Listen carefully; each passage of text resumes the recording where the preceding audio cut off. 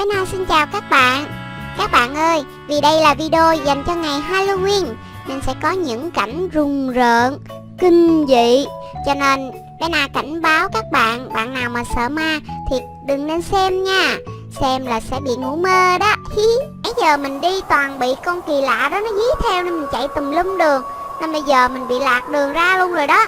Đúng rồi đó dì Út, mình chạy tùm lum hết trơn nên mình đâu có chạy theo ý muốn của mình đâu. Đúng vậy. Nên giờ mình sẽ đi thẳng một đường thôi nha. Gặp con nào là mình xử con đó luôn. Không sợ. Không chạy. Dì Út cố lên. Không sợ. Không chạy. Dì Út cố lên. Không sợ. Không chạy. Yeah. Không sợ. Không chạy. Không sợ.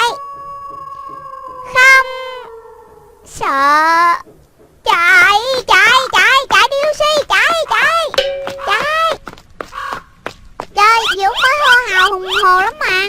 Sao giờ chạy nhanh hơn con vậy? Trời ơi, chạy đi, chạy hết sức đi Lucy. Mệt quá.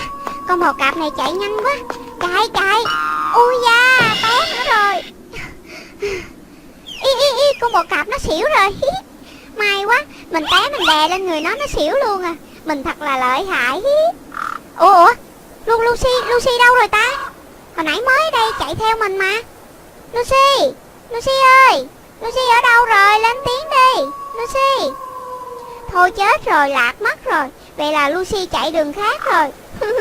Lucy ơi, con ở đâu? Lucy. Đi lại chỗ cũ tìm xem. Đi đâu ở đó có Lucy. Ủa, chỗ này đâu phải là chỗ cũ đâu ta. Cảnh vật lạ hoắc à. Kỳ lạ thật. Hay là mình cũng bị lạc luôn rồi. Bà phù thủy IC này ác thiệt. Mai mốt mình mét với mấy chị tiên bướm nè. Bà ấy ỷ có phép thực. Toàn là đi ăn hiếp mấy đứa con nít không à. Đồ ỷ lớn ăn hiếp nhỏ. Hèn nhát. Bây giờ tới cái ngã ba đường này rồi. Đi đâu giờ ta? Đi thẳng hay là quẹo đây? Thôi, mình quẹo vào đây thử xem. Không khí trong này ghê quá à, y như cảnh địa ngục vậy đó. Mình phải cẩn thận, mình phải đi từ từ mới được.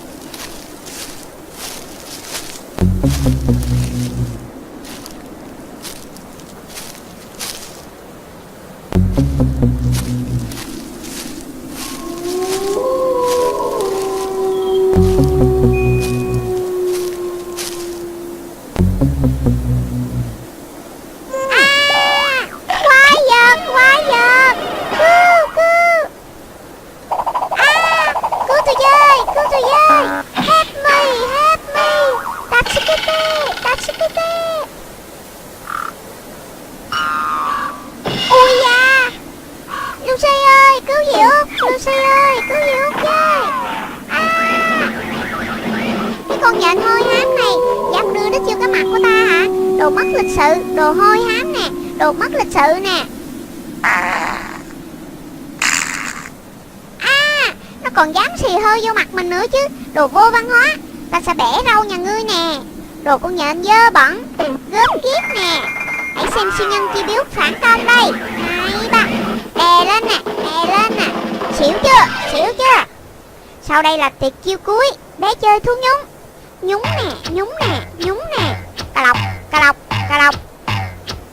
Cưỡi ngựa. Sợ chưa hả? Mệt quá. Cuối cùng thì nó cũng nằm thẳng cẳng phơ bụng lên luôn rồi. Công nhận mình mạnh ghê thiệt chứ, mình thật là lợi hại. Cuối cùng mình cũng đã chiến thắng rồi. Yeah. Phải chi có bé Lucy ở đây thế nào cũng khen mình nè. Rồi phục mình sát đất cho mà xem. Ủa mà nhắc Lucy nãy giờ mới nhớ. Không biết bé Lucy nó đi đâu nữa. Đi lạc kiểu này không biết đường ra luôn á. Ở đó mà đi tìm. Thôi để mình đi lòng vòng tìm tiếp xem sao. Chắc cũng gần đâu đây thôi. Để đi qua bên kia xem thế nào đã. Lucy ơi.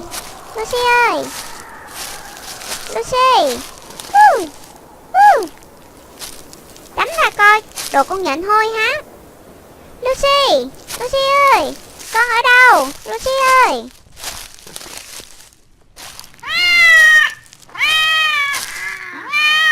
Các bạn hãy đăng ký thành viên trên kênh KN Channel để trở thành người đầu tiên được xem video mới nha.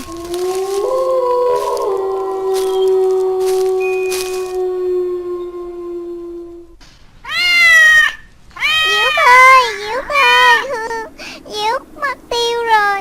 Diễu ơi, giờ sao đây ta? Giờ sao đây? Biết tìm Diễu ở đâu bây giờ chứ?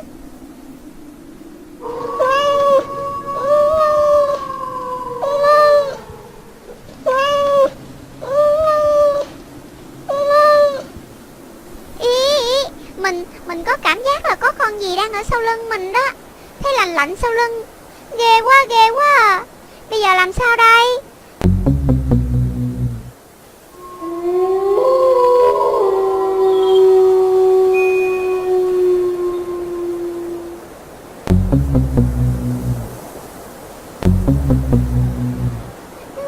Bây giờ biết rồi.